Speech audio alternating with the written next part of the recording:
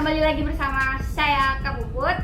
Di sini materi yang akan saya berikan tetap sama, yaitu tentang pertolongan pertama pada kecelakaan.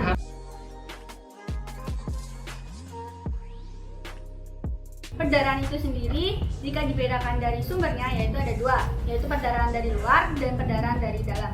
Perdarahan dari luar adalah darah keluar dari tubuh kita, kemudian perdarahan dalam adalah darah keluar di dalam tubuh kita.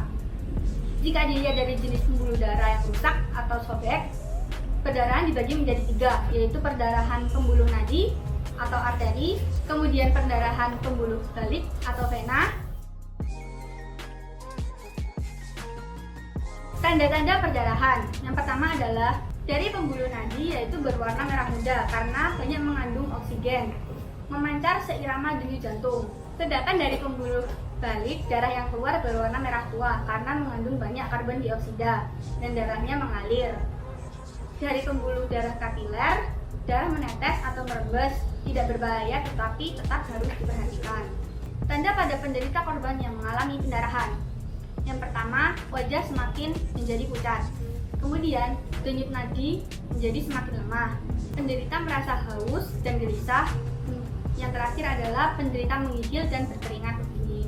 Cara menghentikan pendarahan. Yang pertama adalah tekan tempat keluar dengan pembalut atau kasa yang steril. Jika darah yang keluar cukup deras dan berbahaya, gunakan pembalut tekan atau pebat putar. Pemasangan dipasang di antara luka dengan jantung, dibuka 15 menit sekali agar jaringan tubuh tidak rusak atau mati. Pemasangan dilonggarkan agar oksigen tetap sampai ke badan atau bagian yang terjeruat. Dengan menekan pembuluh darah yang terletak antara luka dengan jantung. Kemudian pertolongan lanjutan. Yang pertama adalah berilah selimut apabila korban terasa kedinginan. Kemudian beri minum untuk menenangkan pikiran korban. Jika terjadi pendarahan dalam, pertolongan hanya bisa dilakukan oleh dokter atau ahlinya.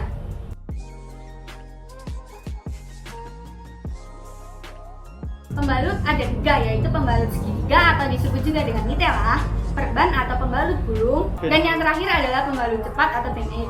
Pengertian bidai. Bidai adalah alat yang digunakan untuk mempertahankan kedudukan tulang yang patah atau retak. Pembidaian juga disebut sebagai fiksasi. Tujuan pembidaian adalah untuk mencegah pergerakan tulang yang patah agar tidak bertambah parah, juga mengurangi rasa sakit.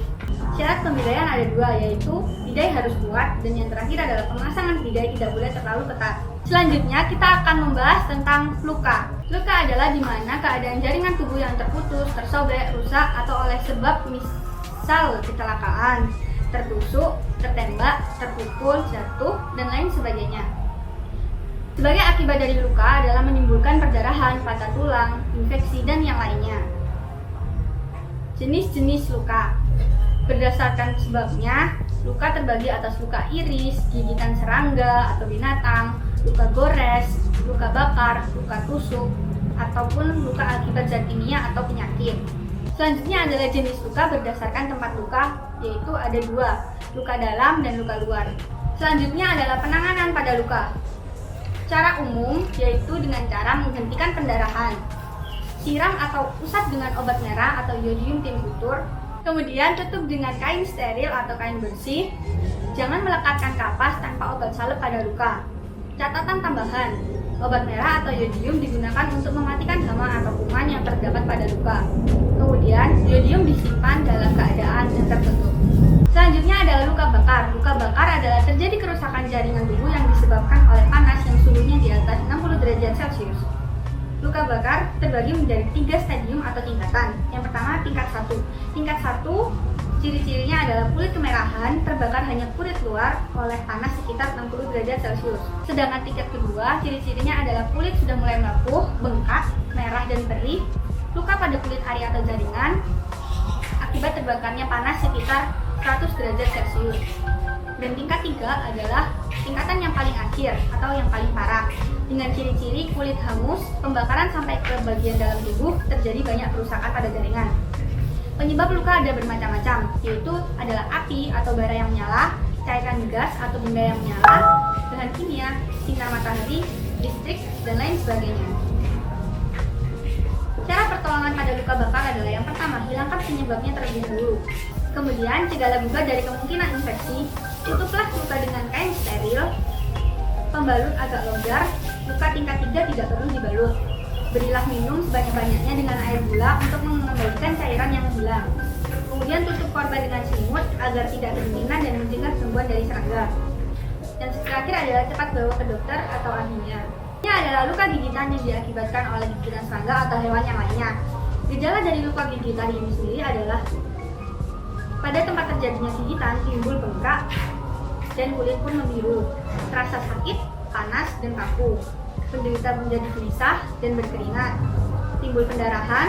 Pada gigitan ular biasanya terdapat bekas titik, yaitu bekas taring dari ular itu sendiri. Harus diperhatikan letak gigitannya. Pertolongan pada luka gigitan. Antara luka gigitan dengan jantung harus dipasang bekar.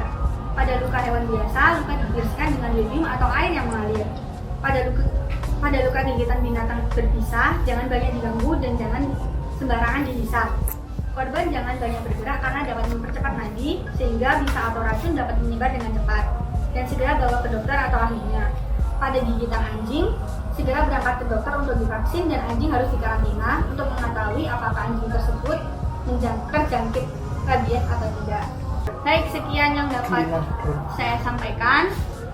Untuk adik-adik jangan lupa untuk mengisi presensi yang telah disiapkan linknya pada kolom deskripsi. Mohon maaf apabila terdapat kesalahan kata. Wassalamualaikum warahmatullahi wabarakatuh. Salam Pramuka.